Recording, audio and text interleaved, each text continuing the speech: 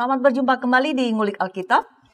Sahabat, saya Pendeta Mestika Hulu akan memandu bincang kita di Ngulik Alkitab ini. Kali ini kita akan mengulik Yohanes pasal 20 ayat 1-10, tema kita kekuatan cinta. Untuk mengulik teks ini telah hadir Bapak Pendeta Arianus Larosa.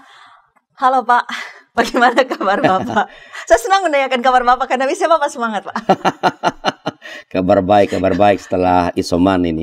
Oh gitu ya.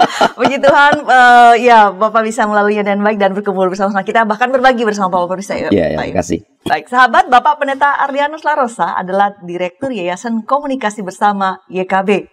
Program Ngulik Alkitab yang kita saksikan ini setiap minggunya diadakan sebagai sarana bagi kita untuk belajar, mendalami kitab suci dan melihat apa yang menjadi relevansi dalam kehidupan kita sehari-hari sebagai umat Tuhan di masa kini. Karena itu dengan senang hati kami mengajak para sahabat untuk berinteraksi bersama kami melalui kolom komentar yang tersedia. Kita akan memulai ulikan kita sebagaimana biasa, kita awali dengan doa dan tentu saja dipimpin oleh Bapak Pendeta Arianus. Silakan Bapak. Ya, mari kita berdoa. Tuhan, kami bersyukur Tuhan kembali menyediakan sarana bagi kami untuk belajar bersama dari kitab suci pada saat ini. Mohon Tuhan yang menolong kami supaya baik kami yang ada di studio pun para sahabat DKB yang bersama-sama dengan kami belajar di tempat masing-masing boleh memperoleh bagian yang sempurna dari firman Tuhan ini supaya dengan demikian setiap kami boleh mengerti kehendak Allah dan oleh itu kami dapat menjadi anak-anak Tuhan yang mewujudkan firman Tuhan itu dalam kehidupan kami sehari-hari. Berkati kami di studio, kru yang bekerja dan peralatan yang ada di studio YKB, boleh Engkau pakai sebagai alat dalam tangan-Mu ya Bapa. Demi Yesus Kristus Tuhan kami. Amin. Saya akan membacakan Injil Yohanes pasal 20 ayat 1-10 dari studio. Silakan para sahabat juga dengan Alkitabnya masing-masing. Yohanes pasal 20 ayat 1-10. Pada hari pertama minggu itu, pagi-pagi benar ketika hari masih gelap, pergilah Maria Magdalena ke kubur itu. Dan ia melihat bahwa batu telah diambil dari kubur.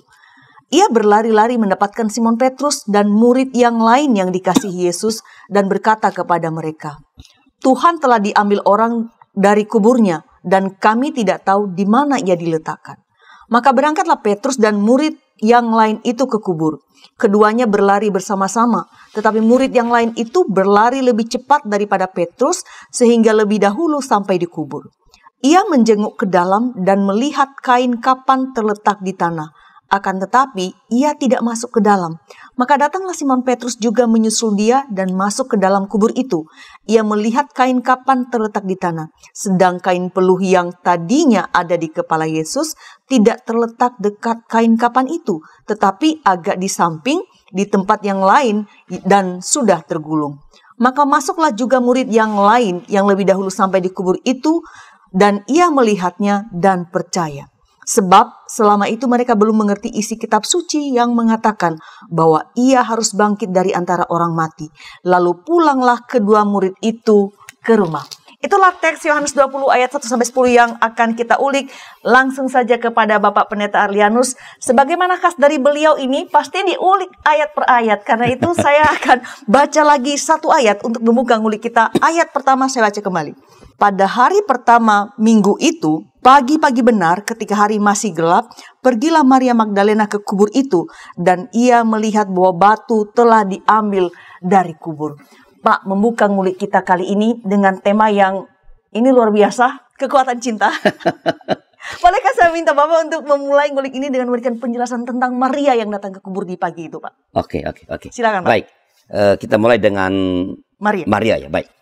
Nah, Maria dari latar belakangnya kita dapat menduga bahwa ia berasal dari Magdala, ya, sebuah desa kecil di wilayah Galilea yang dihuni oleh bangsa-bangsa non-Yahudi. Ini penting, bangsa-bangsa non-Yahudi. Dia seorang perempuan dari bangsa non-Yahudi. Jadi dari sudut asal usul dan tempat lahir, ya. Ini sesuatu yang sebenarnya nggak bisa dipilih ya. Kita kan nggak pilih kita mau lahir di mana, lahir dari ayah siapa, dari keturunan mana. Ya, dari sudut ini maka sebenarnya Pak Maria ini pantas diperlakukan diskriminatif. Dan memang orang-orang Yahudi pada waktu itu berlaku diskriminatif terhadap mereka orang-orang seperti Maria ini. Dari sudut gender, perempuan sangat jelas bahwa Maria sangat pantas pada waktu itu. Memang diperlakukan diskriminatif oleh orang-orang pada zamannya. Ini dunia laki-laki. Dunia di mana laki-laki itu begitu dominan, menganggap perempuan sebagai, ya kalau kita lihat kitab Taurat, sama dengan sebagai harta miliknya laki-laki begitu ya. Nah, namun kita mencatat bahwa Maria, perempuan dari Galilea ini, ya, berkenan disapa, dijumpai oleh Tuhan Yesus. Kita bisa dapat baca dalam Yohanes 20 ayat 14 sampai 17. Minta tolong Pendeta Mustika baca. Baik, ya, Yohanes 20 ayat 14 sampai 17. Baik, saya bacakan Yohanes pasal 20 ayat 14 sampai 17. Sesudah berkata demikian, ia menoleh ke belakang dan melihat Yesus berdiri di situ, tetapi ia tidak tahu bahwa itu adalah Yesus. Kata Yesus kepadanya, "Ibu, mengapa engkau menangis? Siapakah yang engkau cari?" Maria menyangka orang itu adalah penunggu taman. Ia lalu berkata kepadanya, "Tuan, jikalau Tuan yang mengambil dia, katakanlah kepadaku, di mana Tuan meletakkan dia, supaya aku dapat mengambilnya." Kata Yesus kepadanya, "Maria." Maria berpaling dan berkata kepadanya dalam bahasa Ibrani, "Rabuni," artinya guru. Kata Yesus kepadanya, "Janganlah engkau memegang aku, sebab aku belum pergi kepada Bapa, tetapi pergilah kepada saudara-saudaraku dan katakanlah kepada mereka bahwa sekarang aku akan pergi kepada Bapakku dan Bapamu, kepada Allahku dan Allah." Ya, jadi jelas ya Pendeta Tika bahwa dalam teks ini dijelaskan Yesus berkenan menjumpai Maria. Bahkan berbicara dengan Maria, seorang perempuan dari Galilea. Saya katakan tadi, seseorang yang sebenarnya didiskriminasi oleh orang-orang pada waktu itu. Tapi sekali lagi, ia dijumpai. Walaupun memang tadi kalau kita bacakan, Maria pada awalnya tidak mengenal Yesus. Tapi Yesus tahu ia menjumpai Maria. Nah, bukan hanya itu. Teks ini menginformasikan kepada kita bahwa Maria adalah orang pertama, bukan sekadar dijumpai, tapi orang pertama yang dijumpai oleh Kristus yang bangkit. Bukan laki-laki, bukan orang Yahudi, tapi seorang perempuan dari bangsa yang dianggap bukan umat pilihan Allah. Yesus yang bangkit bukan pertama-tama berbicara kepada Petrus, muridnya yang sangat berani, atau kepada Yohanes, murid yang dikasihi. Melainkan kepada Maria, sekali lagi, perempuan yang berasal dari Galilea, yang karena dia perempuan dan dari Galilea, biasa diperlakukan diskriminatif oleh orang-orang Yahudi pada zaman itu. Jadi sangat menarik, sangat menarik. Perjumpaan ini saya kira sangat personal ya Pak. Tuhan memanggil Maria.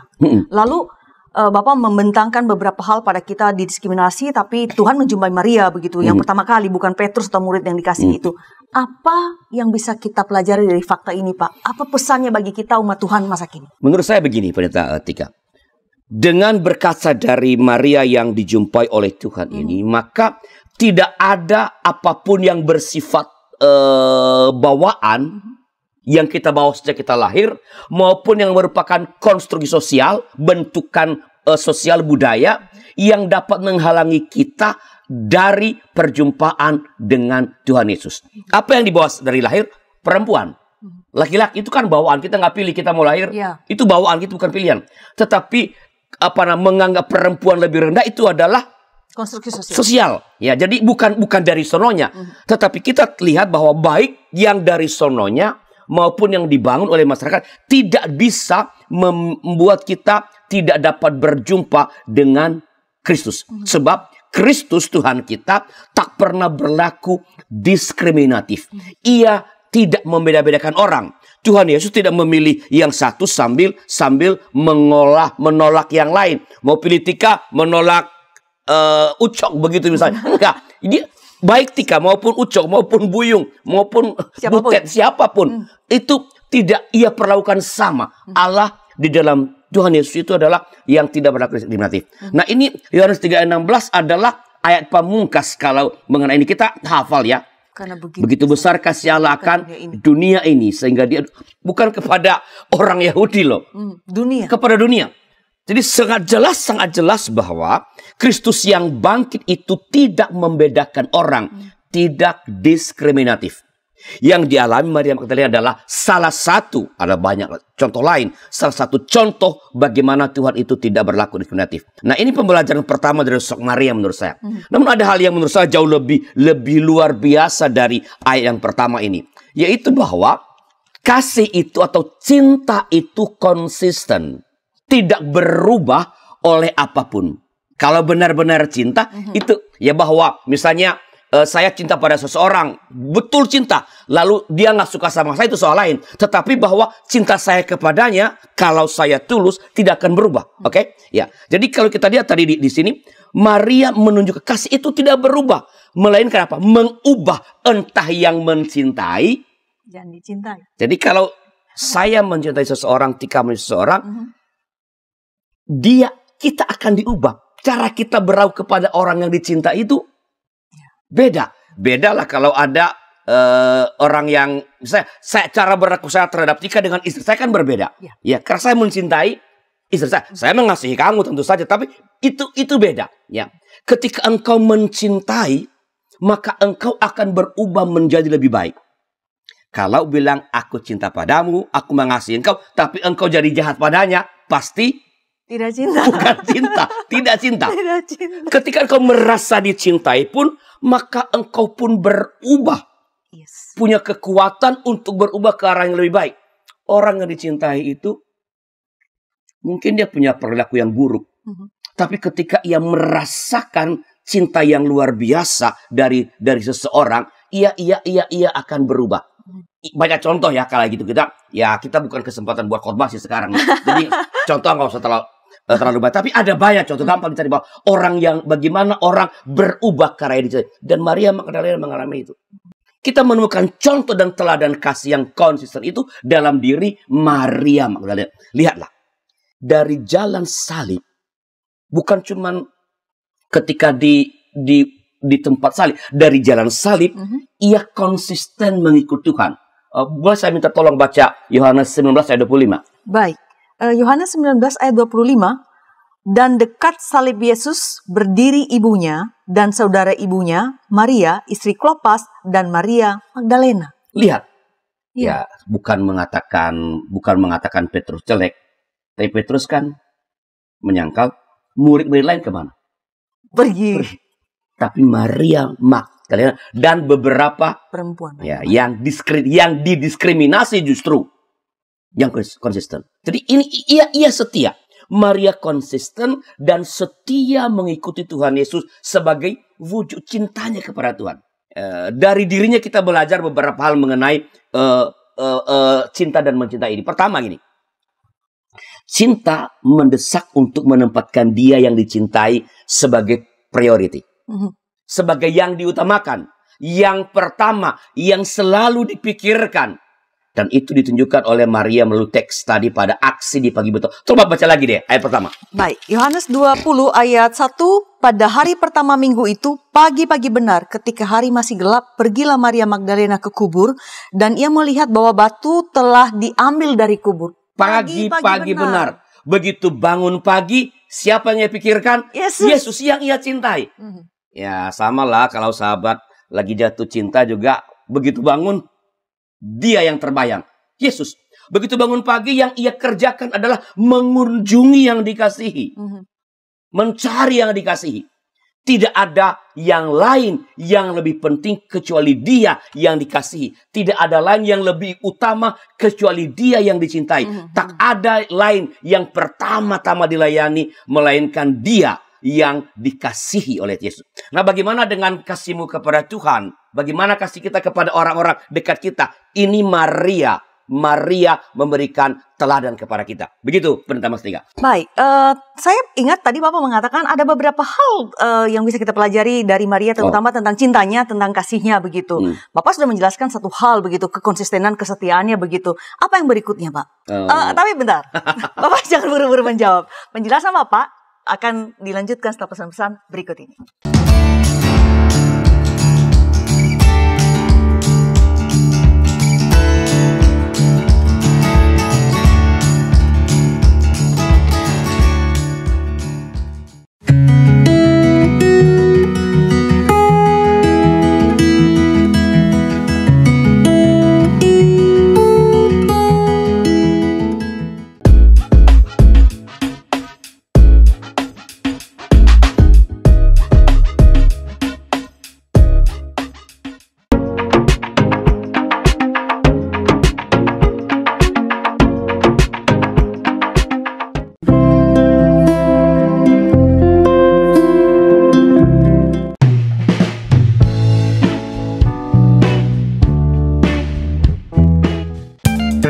sahabat, mari dukung pelayanan dan pekabaran Injil melalui YKB dengan membagikan link acara ini kepada sebanyak mungkin orang.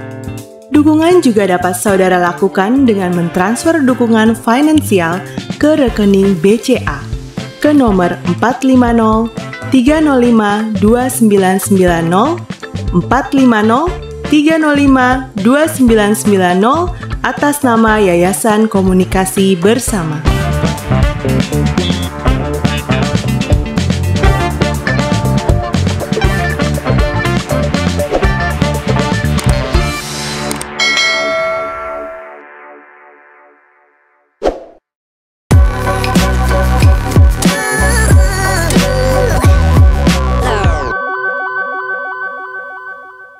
Masih di Ngulik Alkitab bersama saya Pendeta Mestika Hulu dan narasumber kita Bapak Pendeta Arianus Larosa. Kita mengulik Yohanes pasal 20 ayat 1-10 dengan tema kekuatan cinta. Kita lanjutkan ulikan kita. Pak, topik kita kali ini kan sesuatu yang sangat menarik, spesial, kekuatan cinta. Kita tahu sementara mempersiapkan ini, saya juga merasa begini, topik cinta ini hampir menarik perhatian setiap orang begitu loh. Dan dalam Ngulik Alkitab episode ini, kita mau belajar tentang cinta dari seorang bernama Maria. Nah, tadi saya memotong penjelasan Bapak gitu tentang pembelajaran cinta yang bisa kita lihat dari Maria. Jadi di segmen kedua ini langsung saja Pak, biar tidak penasaran, apa pembelajaran kedua yang bisa kita lihat dari cinta Maria ini Pak kepada Yesus? Silakan Pak. Yang kedua adalah gini, orang yang mengasihi, orang yang mencintai tidak pernah mengkhawatirkan dirinya sendiri, melainkan dia yang dikasihi, dia yang dicintai. Dengan perkataan lain, orang yang mengasihi tidak memusatkan perhatian pada dirinya, pada apa yang akan ia alami, pada apa yang akan ia terima, pada kebutuhannya, pada kegembiraannya, kesejahteraannya, pada kebahagiaannya. Bukan itu, bukan pada kenyamanannya, pada kenyamanan diri, melainkan pada apa? Pada kebutuhan, pada kesejahteraan, pada kebahagiaan, kegembiraan dia yang dikasihi. Nah, Maria Magdalena kita lihat tadi tidak khawatir dengan kegelapan dan jalan yang sunyi menuju kuburan Yesus. Jangan berpikir subuh di Jakarta atau di Medan atau di Surabaya yang listrik mau jam 12 malam juga masih kayak siang hari. Gelap. Kegelapan saat dimana kuasa-kuasa jahat juga bergentayangan. Itu cara berpikir orang pada waktu itu. Nah, tetapi ia tidak peduli dengan itu. Ketika ia tak menjumpai jenazah Yesus, sebenarnya dia belum lihat tuh. Dia baru lihat batu terguling. Itu langsung ia tafsir. Wah, diambil. Ya. Begitu apa dia tidak menjumpai jenazah Tuhan Yesus, menurut dia kuburan itu udah pintu tergeser, ia khawatir, bahkan mungkin panik. Karena itu ia segera berlari mengabarkan itu kepada murid yang lain, tentu dengan harapan jenazah orang yang dia kasihi, yaitu Yesus, dapat segera ditemukan kembali. Pusat perhatiannya bukan ketakutannya, bukan kebutuhannya, tetapi Yesus yang ia kasihi. Jadi ini luar biasa. Tadi kan kesetiaan. Kedua, nggak mengkhawatirkan aku, tapi aku mengkhawatirkan kamu, dia yang dicintai. Nah, barangkali bagus juga kalau kita berpikir bagaimana dengan kasih kita kepada Tuhan ya. Ya, ini kita masuk Prapaskah ke berapa ini? Ke 45 ya. Ya. Apakah yang kita pikirkan ketika kita mengatakan kita percaya, kita mengasihi Tuhan?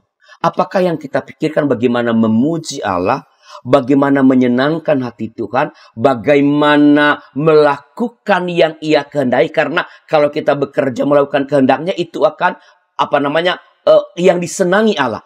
Atau sebaliknya yang kita pikirkan, berkat apa yang aku peroleh besok? Berkat doa kita dipenuhi oleh ungkapan-ungkapan yang membahagiakan, menggembirakan, menyukacitakan hati Allah, atau melulu, bukan nggak boleh loh ya, melulu mengenai kebutuhan kita. Bagaimana cinta kita kepada orang-orang yang kita kasih, pasangan hidup, anak-anak, orang tua, adik dan kakak kita, sahabat kita. Kita punya, ya mungkin ada orang tidak menikah, belum menikah, dia nggak punya suami, tapi dia punya orang tua. Dia punya adik dan kakak. Dia punya sahabat. Bagaimana kasih kita kepada mereka? Apakah kegembiraan, kebahagiaan, kenyamanan, kesejahteraan mereka adalah menjadi priority dalam hidup kita? Atau kita sebaliknya, dia bekerja untuk kebahagiaan saya. Itu namanya memperalat. Ya. Nah, ingatlah, orang yang mencintai tak memusatkan perhatiannya pada apa yang akan ia alami, melainkan pada kebahagiaan, kegembiraan, kebaikan, keselamatan dia yang mereka kasihi. Bukan kebahagiaanku nggak penting, kebahagiaanku penting, tapi kebahagiaan orang yang saya kasihi jauh lebih penting. Dua pembelajaran yang sangat penting dari Maria yang sederhana bahkan didiskriminasi, konsisten atau kesetiaannya, dan kemudian juga Bapak mengatakan tadi bahwa tidak memikirkan diri sendiri, tidak mengutamakan diri sendiri, tapi dia mengkhawatirkan. Ya, baik Pak, kita lanjut ke ayat kedua.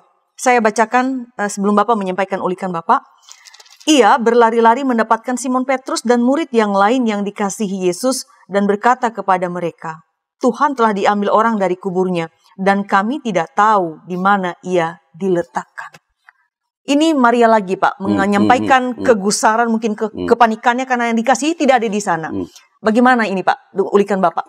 Saya kira paling tidak ada beberapa hal penting dari ayat 2 ini.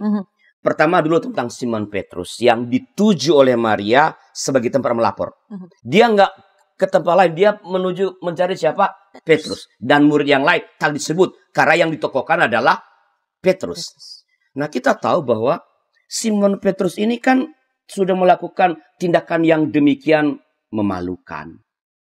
Dari sudut pandang siapapun lah, berkhianat kepada orang yang dia bilang, dia akan bela mati-matian. Dia yang paling keras ngomongnya, mau membela, dia yang berkhianat. Saya bersedia menyerahkan nyawa saya. Ia menyangkal Yesus. Tetapi dia yang telah menyangkal ini, yang melakukan sebuah perbuatan memalukan ini, ya tetap diakui loh sebagai pemimpin kelompok para murid. Kalau enggak, Maria tidak datang ke dia. Tetap diakui.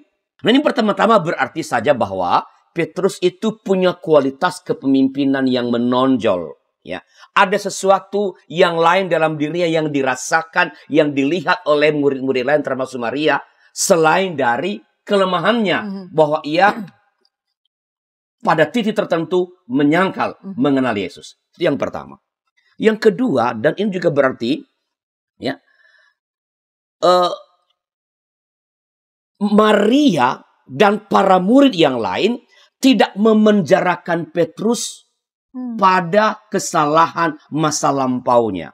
Pada masa lalunya sebutlah kelam karena dia berkhianat. Ya. Mereka tak membiarkan satu kesalahan fatal loh, ini bukan kesalahan ece-ece ini. Ya. Memang nggak ada dosa besar, ada dosa kecil, tapi ini kesalahan fatal. Ya. Satu kesalahan, mereka tak membiarkan satu kesalahan fatal Petrus meniadakan semua kebaikan, kekuatan, dan cinta Petrus yang sangat besar kepada Yesus. Mereka berlaku adil. Menurut saya yang terakhir ini sangat penting, Pendeta Almastika. Jangan pernah memakai satu kesalahan seseorang, seberapapun fatal kesalahan itu, untuk menghapus semua kebaikan, prestasi yang pernah ia lakukan. Saya nggak setuju pada dia bisa bilang, jangan biarkan nila setitik merusak susu sebelang. Udahlah, nila setitik, lihatlah susu yang sebelangannya. Jangan nilai yang setitik, jangan satu titik yang mungkin fatal. Tapi jangan biarkan itu merusak seluruh kebaikan, prestasi yang pernah dilakukan oleh orang tertentu. Terkadang terjadi bahwa orang yang telah melakukan banyak hal dalam komunitas misalnya, atau pada lembaga-lembaga, disingkirkan begitu saja hanya karena ia melakukan satu kesalahan yang mungkin memang fatal. Dilenyapkan. Langsung dihilangkan. Bahwa seseorang perlu bahkan harus bertanggung jawab atas kesalahan yang telah ia lakukan adalah itu satu hal. Kita setuju pada hal itu. Nggak boleh orang lepas tanggung jawab. Namun menyingkirkan begitu saja, apalagi menghilangkan jejaknya dari komunitas atau lembaga yang pernah ia layani, mungkin pernah ia besarkan. Menurut saya, itu adalah, berkaca dari para murid itu adalah sikap yang tidak adil. Jadi, dari para murid ini kita belajar untuk bersikap adil terhadap rekan kerja atau kawan sepelayanan kita yang melakukan kesalahan. Nah, hal berikut dari ayat 2 ini, Pendeta Mestika, yang penting juga adalah mengenai tidak adanya atau hilangnya jasad Yesus dalam kuburan. Ya, ini mengatakan kepada kita bahwa kebangkitan Yesus itu mencakup kebangkitan tubuh, jasmani. Ini hendak menyangkal pandangan bahwa yang disalib adalah tubuh maya. Yesus, orang mengatakan begitu, Yesus sebenarnya tidak pernah disalibkan. Ya, jadi ini Yohanes sang penulis Injil hendak menegaskan bahwa Yesus sungguh-sungguh telah mati. Ini kayaknya dibahas sama Pak Pendeta Pastor Untung ya, tentang Gnostik ya. Sedikit ya. Jadi ini membantah ajaran Gnostik sebenarnya ini. Ya, bahwa Yohanes menegaskan bahwa Yesus sungguh-sungguh telah mati di atas kayu salib dan ia sungguh-sungguh telah bangkit. Kubur kosong adalah tanda atau bukti bahwa ia telah bangkit. Baik, Pak Pendeta Rianus, sebelum saya melanjutkan membaca ayat berikutnya untuk menyampaikan mungkin Bapak, saya ingin mengatakan dan tentu saja berterima kasih untuk penjelasan Bapak mengingatkan kita bahwa para murid menjadi contoh yang menunjukkan pada kita untuk bersikap adil, bahkan pada mereka yang melakukan kesalahan seperti Petrus. Jadi saya sungguh terharu dalam arti begini bahwa ya dalam kehidupan sehari-hari ini juga bisa menjadi semacam pengingat bagi kita. Setiap orang memiliki kebaikan. Dan ada kebaikan. Mungkin banyak. Jadi jangan menutup mata terhadap kebaikan orang lain karena kesalahan sekalipun fatal yang dilakukan. Terima kasih Bapak untuk penjelasan itu. Saya melanjutkan dengan membaca ayat 3 dan 4 sebelum Bapak menjelaskan ulikan Bapak.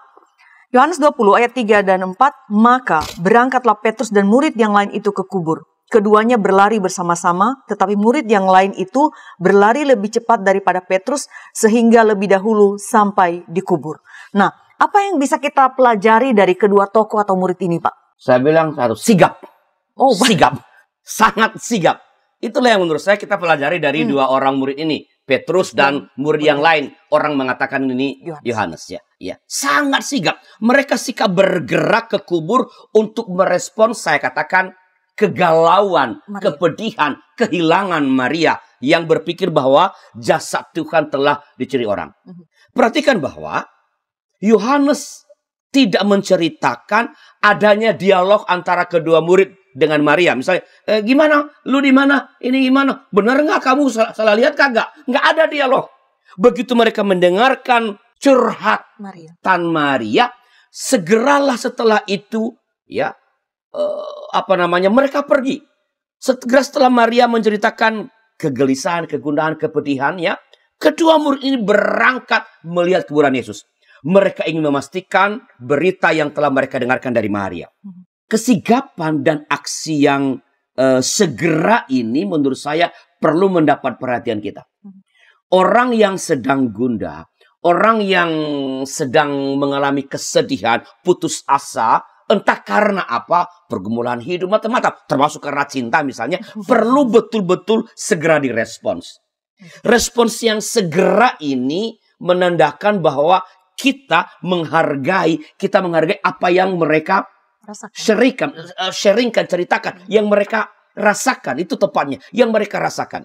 Kita memahami dan menerima perasaan mereka, bahwa apakah nanti kita setuju atau tidak setuju dengan mereka, itu nomor dua. Tapi dengan segera merespons, entah apapun responsnya, mengatakan, saya mengerti yang engkau rasakan. Dengan menghargai apa yang mereka rasakan, maka mereka yang tadinya gundah boleh jadi akan menjadi tenang. Ya. Dengan tenang, kalau mereka udah tenang, maka mereka lebih mudah untuk diajak bercakap, ngobrol, untuk melihat secara lebih objektif lebih jelas apa yang sedang mereka alami. Sehingga pada akhirnya mereka dapat menemukan solusi dari persoalan, dari kepedihan yang telah membuat mereka gundah itu. Setidaknya mereka akan memahami dengan lebih baik yang sedang mereka alami. Mungkin masih gundah, mungkin masih pedih. Ya namanya sedih itu kan gak bisa diburu-buru selesai. Ya, tetapi paling tidak mereka tahu, memang udah tahu ini begini loh. Tapi masih ada sisanya. Tetapi mereka tahu dengan lebih jelas persoalannya. Jadi pesannya sangat jelas. Bersegeralah merespons mereka yang menceritakan kegundahan tertentu kepada Anda. Siapapun kita, nggak mesti pendeta. Karena boleh jadi yang didatangi bukan pendeta. Tapi Anda sebagai sahabat, sebagai rekan, mereka datang untuk mengungkapkan kegundahan. Segeralah meresponsnya. Baik, saya ingin mengatakan bahwa berikanlah respons seperti Petrus dan Yohanes, tidak banyak berkata-kata, tapi empati itu jauh lebih powerful. Baik, kita break sejenak, kita lanjutkan ulikan kita setelah pesan-pesan berikut ini.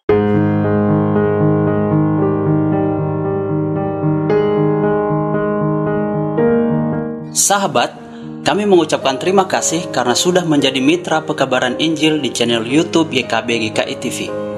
Untuk mempermudah sahabat berlangganan dan menyaksikan program renungan berbahasa daerah, maka pada bulan November ini kami membuat channel YouTube YKB berbahasa daerah.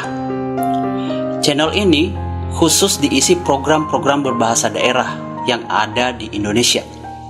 Diingat ya sahabat, mulai bulan ini program seperti Basa-Basa Dede bahasa Nias, Palamboroha bahasa Toba, Pepalem Pusuh bahasa Karo, Pamalas Uhur bahasa Simalungun, Pepalem Ate bahasa Pakpak Daeri, Paneis Manah bahasa Sunda, Pangayeming Manah bahasa Jawa, Panadoh Ati bahasa Dayak Ahe, Penyadingan Atei bahasa Dayak Ngaju, Piranai Atei bahasa Dayak Maanyan, Umpama Tana Pena bahasa Toraja, Papan Sungai Naunga bahasa Talaut, Pakateno Unau bahasa Siau, Mari Kasagar Hati bahasa Kupang, Pamaringu Eti bahasa Sumba, Mapalolinekaf bahasa Timur, dan bahasa daerah lainnya akan tayang di channel YouTube YKB berbahasa daerah. Jangan lupa subscribe dan tekan tanda lonceng untuk mendapatkan informasi video terbaru di channel YouTube YKB berbahasa daerah. Terima kasih, Tuhan Yesus memberkati.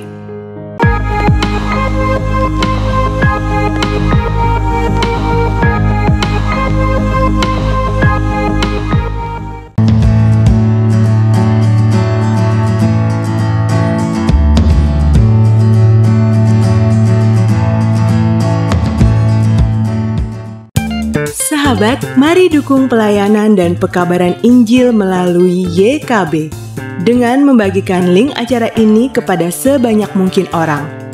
Dukungan juga dapat saudara lakukan dengan mentransfer dukungan finansial ke rekening BCA ke nomor 450 305 2990 450 305 2990 atas nama Yayasan Komunikasi Bersama.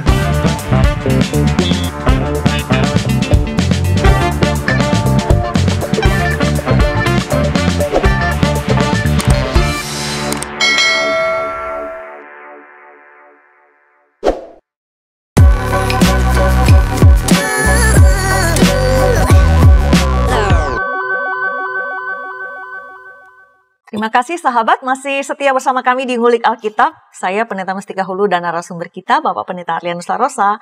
Saat ini kita sedang mengulik Yohanes pasal 20 ayat 1-10, tema kita kekuatan cinta. Kita sudah berada di segmen terakhir, jadi mari kita mengulik langsung kembali ke Pak Pendeta meminta ulikan beliau.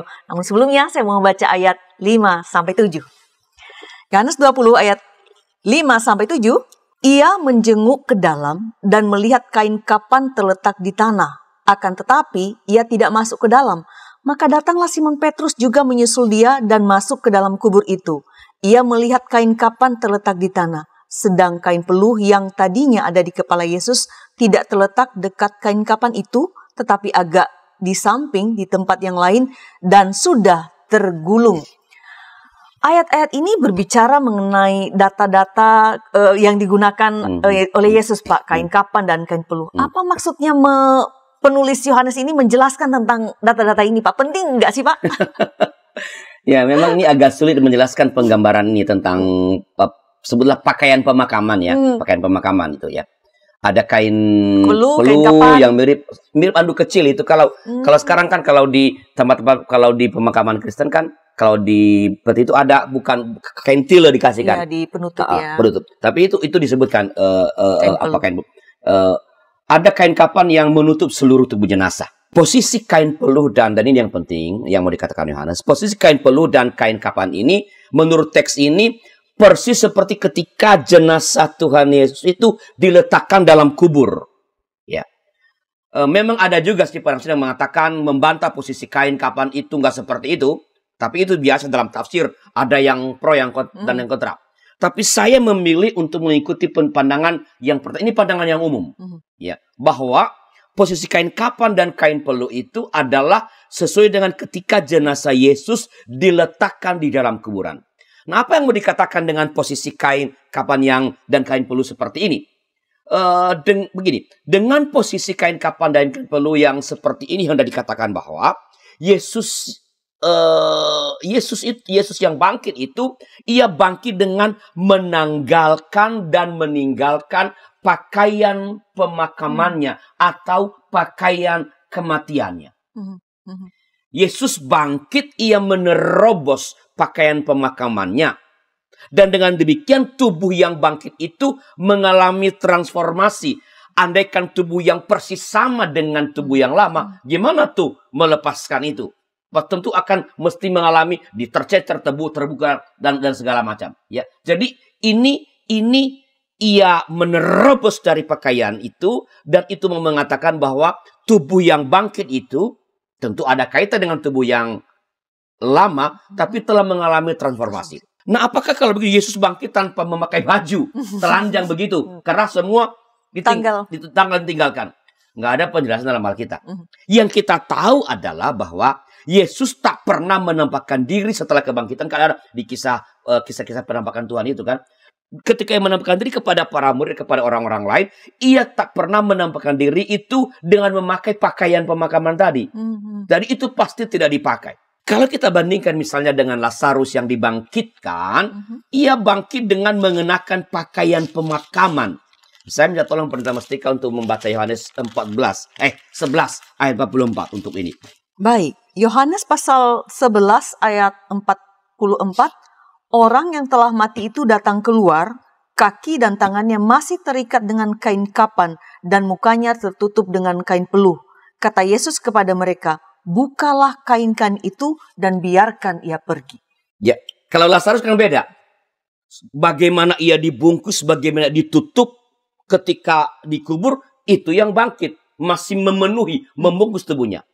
Sementara Yesus adalah menanggalkan itu. Nah, dengan posisi kain kapan dan kain peluh seperti ini, maka desas-desus yang ditiupkan kalangan tertentu bahwa jenazah dicuri, dibantah. Kalau jenazah dicuri, tentu kainnya dibawa atau paling tidak berantakanlah kain-kain. Nggak mungkin mereka rapi gitu, pelan-pelan narik, dan nggak mungkin lagi. Ya, jenazah Yesus bukan hilang atau dicuri, melainkan bangkit. Ia keluar dari kubur dengan tidak mengenakan pakaian pemakaman, yaitu kain kapan dan kain peluh.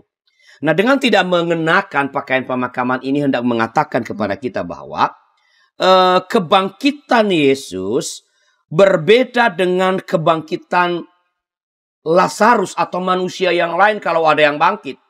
Lazarus bangkit mengenakan pakaian pemakamannya karena ia akan mengenakan lagi nanti pakaian itu karena ia akan mati lagi. Sedangkan Tuhan Yesus bangkit dengan tidak mengenakan pakaian pemakaman karena ia tidak akan lagi mengenakan pakaian itu. Karena ia tidak akan mati lagi. Yesus bangkit, bukan hanya bangkit, ia mengalahkan kematian. Upah dosa adalah maut, dan itu dikalahkan, ia bangkit. Begitu Pendeta Mustika. kelihatan sangat sederhana, tapi pesannya ternyata luar biasa penting. Itu tanda bahwa kain pelu dan kain kapan di sana adalah tanda bahwa Kristus bangkit. Kita lanjutkan, Pak. Saya akan baca ayat 8 sebelum Bapak menyampaikan ulikan Bapak tentang ini. Yohanes 20 ayat 8. Maka masuklah juga murid yang lain yang lebih dahulu sampai di kubur itu, dan ia melihatnya dan percaya. Ada sebuah proses ya Pak? Atau bagaimana ini? Silakan Pak. Iya, dalam ayat ini kan penulis Injil Yohanes memberi deskripsi bahwa orang pertama yang percaya pada kebangkitan Yesus itu adalah murid yang lain, bukan Petrus. Ya, patut diduga, kita sudah mengatakan tadi bahwa yang dimaksudkan adalah murid yang dikasihi, yaitu Yohanes sendiri. Yang pertama datang ke kubur adalah Maria Magdalena. Yang pertama masuk ke dalam kubur, Petrus. Tapi yang pertama percaya adalah Yohanes. Murid ketiga, murid yang dikasihi. Perhatikan bahwa ketiga tokoh ini, Maria, Petrus dan Yohanes, melihat hal yang sama sebenarnya. Yaitu kubur yang kosong. Tetapi orang yang melihat hal yang sama ini memberikan respons yang berbeda. Respons yang berbeda terhadap apa yang mereka lihat yang sama itu. Maria melihat kubur kosong dan ia gundah. Ia gelisah. Ia sedih. Ia memandang itu sebagai sebuah tragedi. Jasad Yesus dicuri. Itu Maria. Dari data yang ada. Yang sama. Ya. Pandangan Maria tentang Yesus ini tentu harus dilengkapi nanti dengan ayat berikut. Tapi kan itu bukan bagian saya. Bagian siapa nanti yang ngulik minggu depan ya? Iya. Nah, Petrus melihat kubur kosong dan ia tidak menyatakan apa-apa. Ya, tak ada statement. No comment. No comment. Ya, ada yang mengatakan bahwa Petrus melihat kubur dan kubur kosong ini bagi dia adalah tanda ketidakpastian. Apakah bangkit atau hilang, dicuri atau bagaimana? Bagi Petrus, ada yang mengatakan begitu, kubur kosong adalah ketidakpastian. Maria, kubur kosong adalah tragedi. Petrus, kubur kosong adalah ketidakpastian. Sedangkan Yohanes melihat kubur kosong dan ia percaya. Yohanes adalah representasi dari orang-orang yang percaya walaupun tidak melihat. Ia tak melihat Yesus yang bangkit loh. Ya. Yesus yang bangkit pun tidak memperlihatkan diri secara khusus kepada Yohanes loh. Kepada Thomas iya. Kepada Petrus ia minta gembalakan domba-domba. Bukan, ia minta apa itu? Ikan goreng. Ikan goreng. Apakah engkau punya makanan? Kepada Yohanes, Tuhan tidak memperlihatkan diri secara khusus. Tetapi ia percaya. Sekali lagi, Yohanes adalah representasi dari orang-orang yang percaya walaupun tidak melihat. Yesus yang bangkit memang tak memperlihatkan diri secara khusus kepada Yohanes. Tetapi ia tetap percaya. Begitu. Level yang cukup tinggi ya Pak? Yes. Ya, dan mungkin itu maksudnya sebenarnya bahwa di antara, ya bukan mengatakan Petrus itu kecil, tapi urusan lain Petrus nomor 1, urusan percaya Yohanes jagonya. Baik, ya. Itu tentu juga menjadi sebuah pembelajaran bagi kita untuk mempercayai Tuhan bahkan ketika kita tidak melihat apa-apa. Kita lanjutkan Pak, kita memiliki 2 ayat terakhir untuk diulik. Yohanes 20 ayat 9-10 saya bacakan. Sebab selama itu mereka belum mengerti isi kitab suci yang mengatakan bahwa ia harus bangkit dari antara orang mati. Lalu pulanglah kedua murid itu ke rumah. Ini gimana nih maksudnya nih Pak? Ya, jadi 2 ayat terakhir ini memberikan penjelasan mengapa para murid gagap merespons fakta kubur kosong. Yohanes percaya, tapi sebenarnya mereka gagap sebenarnya. Dikatakan semua tadi kan. Ya, walaupun tadi Yohanes percaya, tapi ya di sini dianggap sama aja. Nah, apa yang membuat mereka gagap yaitu bahwa mereka tidak memahami isi kitab suci. Bahwa Yesus memang akan bangkit dari antara orang mati. Nah, yang dimaksudkan dengan kitab suci di sini tentu saja kitab suci orang-orang Yahudi ya. Ya, Torah, Nebiim, Ketubim, ya, kitab Taurat, kitab Nabi-Nabi sama kitab kita itu Mazmur, Amsal dan yang lain. Tentu itu yang dimaksudkan. Nah, bagian manakah dari kitab suci yang dimaksud secara lebih khusus? Ayat mana, kitab mana? Yohanes tidak menjelaskan. Nah, karena itu kita jangan berdebat tentang ayat mana. Ya, ada ayat-ayat tentang yang kalau kita baca Injil-Injil itu kan ada kutipan di bagian bawah Alkitab, ada kan ayat ini merujuk pada ayat. Tetapi Yohanes tidak merujuk pada ayat manapun. Nah, jadi daripada menduga-duga, paling aman menurut saya kita memahaminya sebagai kesaksian secara umum dari kitab suci. Dari ketiga kitab itu, yaitu Torah, Nabi-Nabi, dan kitab-kitab. Jadi kesaksian-kesaksian di dalam kitab suci itu secara keseluruhan memang terkandung pemberitaan atau nubuatan tentang Yesus yang bangkit dan terhormati. Nah, ayat paling terakhir, ayat 10, memberikan pentas bagi ayat selanjutnya. Kita lihat tadi Maria itu, tadi lalu pulanglah kedua murid itu ke rumah. Maria kan nggak ikut pulang. Iya. Jadi udah di kuburan nih adegannya nih, kalau kamera ini lihat kuburan lalu tiba-tiba mengikuti Simon dan Yohanes jalan lalu kembali ke kuburan nih. Jadi ayat terakhir ini memberikan pentas bagi sebuah adegan berikutnya yang sebenarnya melanjutkan tadi. Saya belum tentu mengatakan kekuatan cinta dari Magdalena tadi. Saya tadi mengatakan hanya ada dua. Sebenarnya kalau kita melihat pentas berikutnya yang mudah-mudahan nanti pada berikutnya dibahas oleh narasumber, di situ kita belajar cinta yang luar biasa lagi dari Maria. Ya, ada perjumpaannya dengan Yesus di sana. Ya, ia akhirnya mengenali Yesus, tetapi di sini tidak dikatakan apa-apa. Di sini akan memberikan sebuah pengantar bahwa ada babakan baru yang lebih seru. Kalau ini film, puncaknya belum tiba. Puncak film ini baru kira-kira pertengahan, mengantar pada sebuah adegan bagaimana nanti Maria mengalami perjumpaan yang khusus dengan Tuhan Yesus. Begitu penonton Mas. Baik, terima kasih Bapak Pendeta Arianus untuk penjelasan yang sangat menggugah yang disampaikan pada episode kali ini. Beberapa hal yang merefresh pemahaman kita mengenai teks Yohanes 20 ayat 1-10 ini. Kiranya semua penjelasan Bapak dapat bermanfaat dan menjadi berkat bagi seluruh pemirsa kita. Sahabat, beberapa hal saya mau menyampaikan kembali dari apa yang sudah kita ulik kali ini, karena tema kita adalah kekuatan cinta. Ada banyak sekali hal yang bisa kita pelajari hari ini juga tadi tentang keadilan dan bagaimana memperlakukan orang lain bahkan salah mereka. Tapi saya mau fokus tentang cinta, karena itu yang menjadi topik kita. Tadi Pak Pendeta Arianus, narasumber kita, sudah menyampaikan bahwa kasih atau cinta itu konsisten, tidak berubah oleh apapun. Kasih tidak berubah, tetapi mengubah, baik yang mencintai maupun yang dicintai. Itu poin yang sangat powerful ya. Kedua, cinta menempatkan yang dicintai dikasihi sebagai yang utama. Bukan hanya itu saya kira, tetapi secara sukarela dan tulus. Tidak dipaksa, tapi melakukannya secara tulus begitu. Tiga, dan ini saya kira bisa menjadi sesuatu yang memberdayakan kita umat Tuhan masa kini. Kasih Kristus terbuka dan berlaku bagi semua.